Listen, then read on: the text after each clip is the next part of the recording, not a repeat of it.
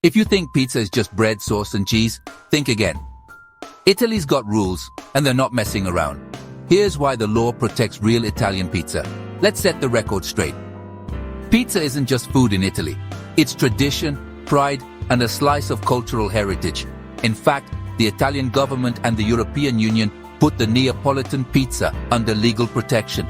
That means, to be called a true Neapolitan pizza, you've got to follow some strict rules.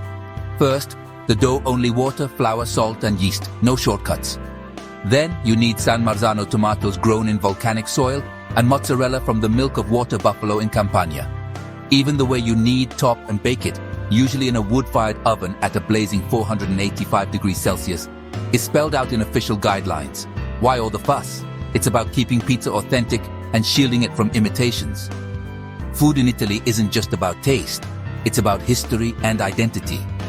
The law makes sure Neapolitan pizza isn't just a name, but a promise of quality, tradition, and flavor. So next time you bite into a real Italian pizza, remember, you're tasting a recipe protected by law, passed down for generations, and fiercely loved by a nation. It's not just a meal, it's a masterpiece. And honestly, isn't that a rule worth following? Buon appetito!